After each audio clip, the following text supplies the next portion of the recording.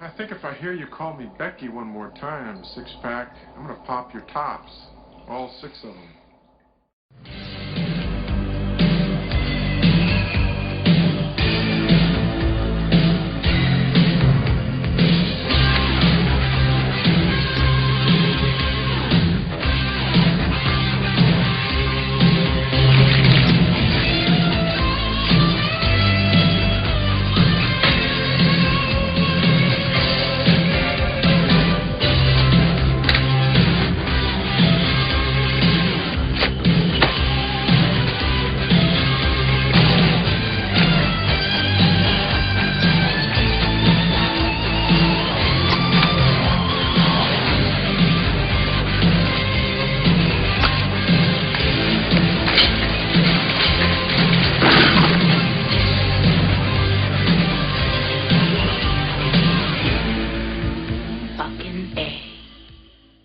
Hey folks, this is Matt once again. Welcome to another review for a Die Hard marathon that I'm doing. And of course, we go to Die Hard 2, Die Harder. First and foremost, one thing I forgot to mention on a quick note on this film, which actually applies to pretty much most of the sequels, but especially the first film. This deserves a better DVD. It's one thing I forgot to mention on the first Die Hard film. Quick follow-up. This deserves a much better DVD. It's a 5-star collection, but really the features... Great, the first one has a commentary and subtitle commentary, but the second disc, 2 extended scenes that are like 5 minutes total. Remix your favorite scenes, which doesn't really work that much. A gag reel, the script, and like a few little deleted stuff. This needs like a full-blown documentary on the film. It deserves it. It's fucking Die Hard. This too, not much better, but it has a commentary of Renny Harlin. The second disc has some documentaries from back in the day, from the making of, 4 deleted scenes. But again, deserves a documentary made, retrospective. But it's Die Hard 2, Die Hard, which came out in 1990. I think during post-production, Renny Harlin was editing this and Ford Fairlane. That's why those were 2 films that Renny Harlin directed, and they came out like a month apart. Short post-production. But I never liked that Die Harder tagline. The Die Harder. I mean, what is a Die Harder? Just sounds silly. They just call it Die Hard 2, so I'm just going to call it Die Hard 2. Came out in 1990. You have Renny Harlin directing. Now, Renny Harlin, I'm a fan of this guy as a director. Prison, Nightmare on Elm Street Part 4. In fact, I think it was Nightmare on Elm Street Part 4 that helped him get the gig for Die Hard 2. In fact, I think around the time when Nightmare on Elm Street Part 4 opened, he pretty quickly got a phone call to do Die Hard 2. And at the same time, you have Ford Fairlane. And then after that, you have... He's done Cliffhanger. He's done a lot of films. I mean, he's done his share of films I'm not a fan of, but more often than not, really good films like this one. I think John McClane would have liked to have directed, but he was doing The Hunt for Red October, so he couldn't do Die Hard 2. I know it's based on a novel called 58 Minutes, which I've never read.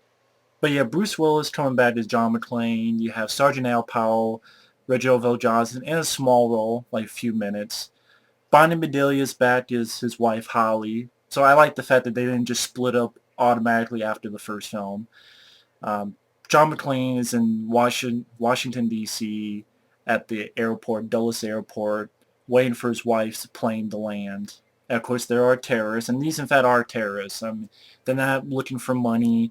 They want this... the General Esperanza, played by Franco Nero, really enough. I know Mike OCP knows that guy, Franco Nero. I wonder if Mike remembers that the General guy, he's a prisoner coming on another plane into the airport, and the lead bad guy, William Sadler, who plays Colonel Stewart, him and his men want to break out General Esperanza, who's like this drug lord type guy. But yeah, the Droid Lord type guy they want to break out is played by Franco Nero. And again, I know Mike OCP knows who it is, because I know Mike really hated him in this film called Enter the Ninja. So the star of Enter the Ninja plays the Droid Lord. But the main bad guy is William Sadler, Colonel Stewart. And basically they take over the airport so they can control what they can tell the pilots up above, anything that they want. And says if you don't behave, we could crash these planes, just like that, give them false information, stuff like that. And John McClane needs to do whatever he can because his wife is on one of those planes and they don't have fuel forever. And Die Hard 2, really solid sequel, really fun sequel. Someone told me this got a lot of shit when it came out. I'm not sure, because I know like Siskel and Ebert gave this 2 thumbs up. They didn't do that for the first film. I mean, Roger Ebert gave the first Die Hard like 2 stars. I don't know why, but they gave this like 2 very big thumbs up. It got a lot of good critical notices. It definitely did well at the box office, made over $100 million bucks. I think it made more money than the first film. On top of that, it gets a 7.1 on IMDb, so it's not like low. So I don't really hear much people badmouth Die Hard 2. And, there's really no reason to badmouth Die Hard 2. I remember another thing I said on my last review on Die Hard 1, I said that this film had no problems whatsoever.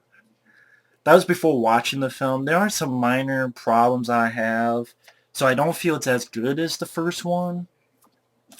I really don't, but at the same time, it's a very solid sequel. I mean, first off, Bruce Willis is great once again as John McClane. They do own up to the fact that, they even say in dialogue, how can the same thing happen to the same guy twice? And the fact it's Christmas, and you have Bonnie Bedelia and stuff like that. They do own up to it, so it's not like they disregard it entirely. But it was nice to see Reginald VelJohnson in there. Small role, but it's nice to see him in there, regardless. Really fun action sequences. You have the first action sequence where he goes with the guys, he sees something's up, and it's in the luggage compartment.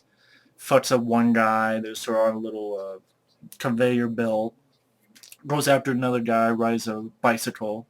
Is not able to get him. The second one, really great, where you have Robert Patrick in a tiny role. I guess John Leguizamo was also one of the henchmen, the terrorists. But I didn't recognize John Leguizamo in there, and from what I read up, he had a bigger part, but he was cut down to one line, and even that one line, someone else dubbed it. So I'm like, oh, that's weird. Something about, oh, well, he's too short, cut his stuff out. Didn't really know if he did executive decision later on, but I'm not a fan of executive decision. But I didn't even know John Leguizamo until I'm seeing here that he was one of the mercenaries. But I remember Robert Patrick, where a bunch of, you have this actor, Art Evans, who, he was also a cop in Fright Night, first Fright Night. And he was really good in this film. He's a guy who knows about the communications at the airport. And a bunch of SWAT guys are like protecting him. They go on this antenna, but it's an ambush. And Robert, like someone asks, hey asshole, who do you think I am? What do I look like to you?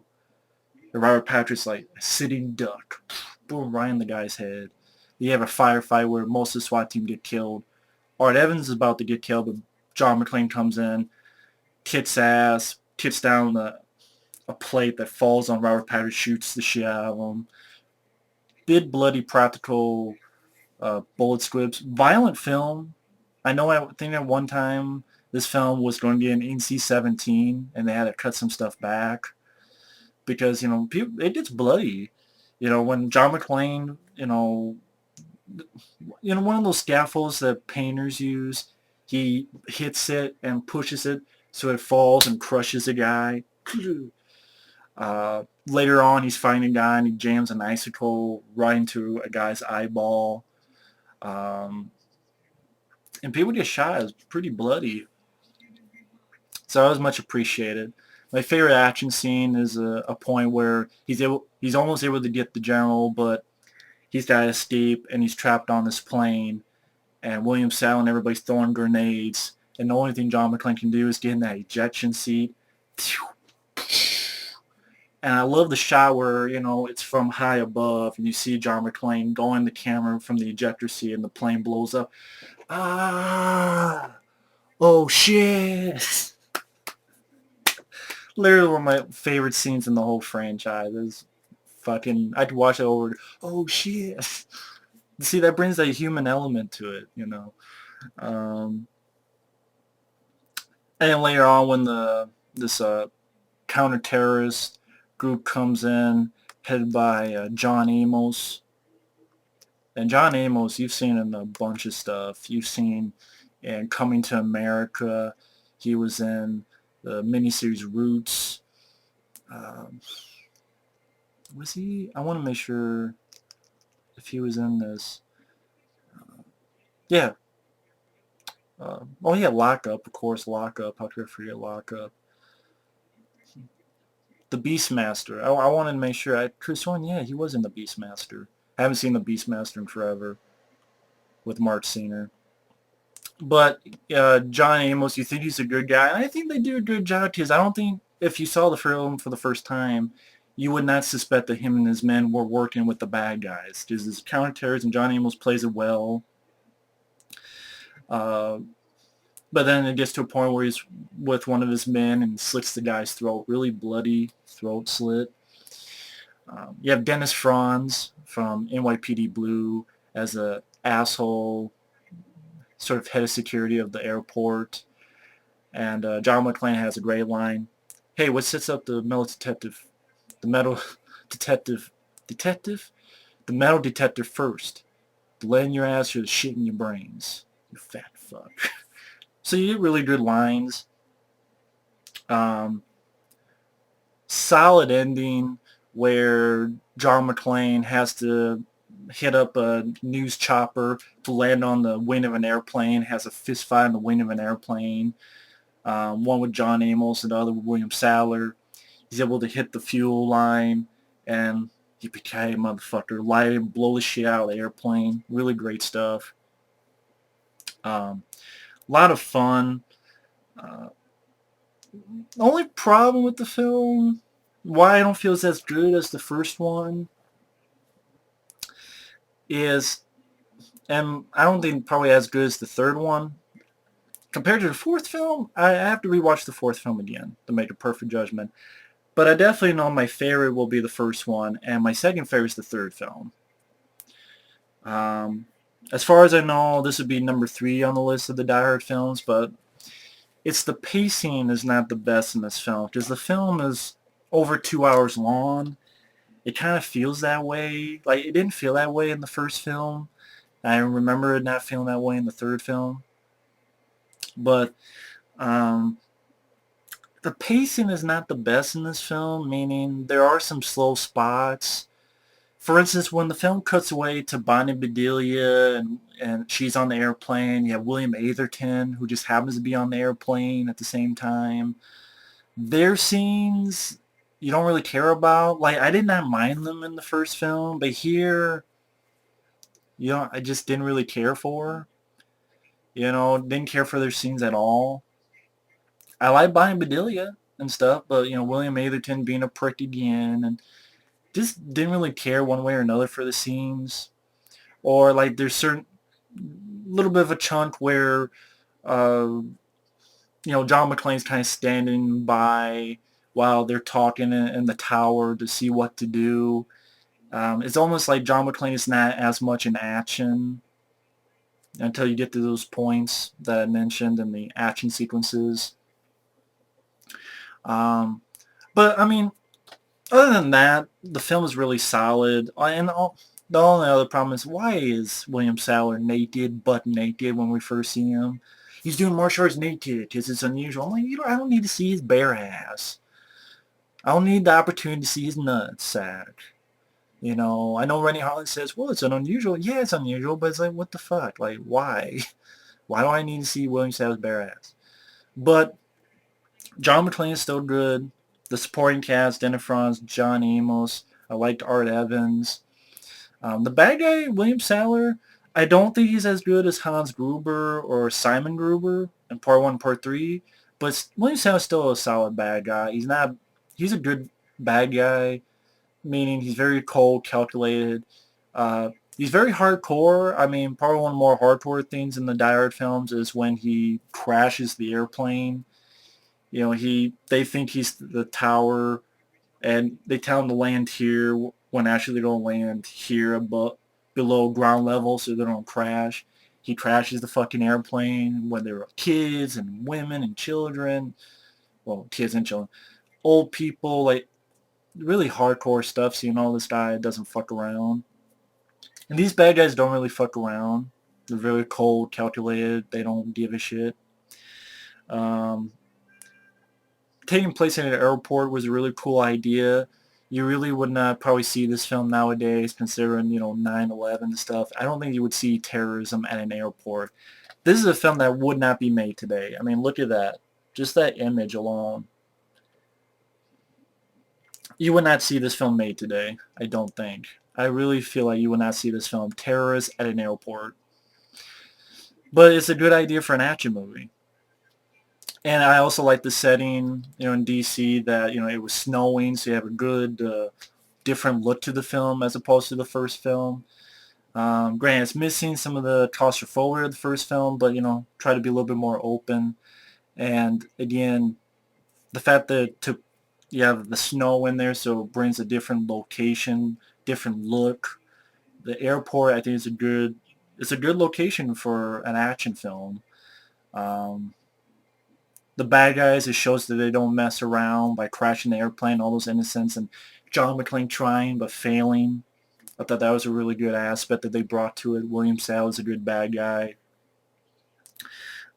Very fun action sequences when they happen.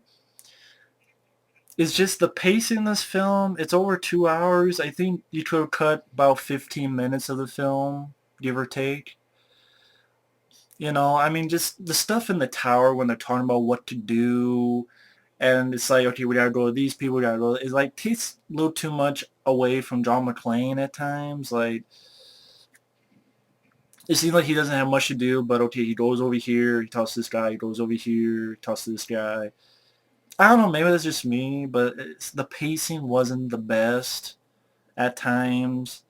Kind of like you get a little bit antsy. Like this was longer, but it felt like it went at a relentless pace. This didn't feel as relentlessly paced as the first film. I think that's the aspect, and that's because John McClane, either it's the third film where he's always on the clock. He's got to go here. He's got to go there. He's got to do this. He's got to boom, boom, boom. Same with the first film. He's got to go in the elevator, and then he's got to go here. He's got to go there. Or you have good character moments. But here, though, you get, like, them talking amongst the tower, the terrorists talking with each other, the Bonnie Bedelia and William Atherton on the plane, William Atherton being a prick and letting loose what's going on, so the airport goes haywire and people are shouting and screaming. It cuts back to the general and his plane and talking to a soldier, getting, the upper hand in his airplane. That's what I mean by, okay, I don't care, or let's just go back to John McClane. In the other films, it does go to one or the other, but it's not too long and then go back to John McClane. It's just the pacing is not the best. But that's nowhere near to kill this film at all. This is still a very solid sequel. It's still a wonderful sequel for John McClane. Good lines of dialogue, solid villain, cold, calculated villain, great location, solid action set pieces. I mean, the ejector seat sequence alone. Then you have the scene where he's on the snowmobile and he's trying to shoot. He doesn't realize till later that John Amos is a bad guy, and it's a cool idea where the two sets of bad guys actually put in blind so that they won't kill each other. So that was a cool idea. But John McClane's trying to shoot and he can, and he jumps and gets off the snowmobile before it blows up.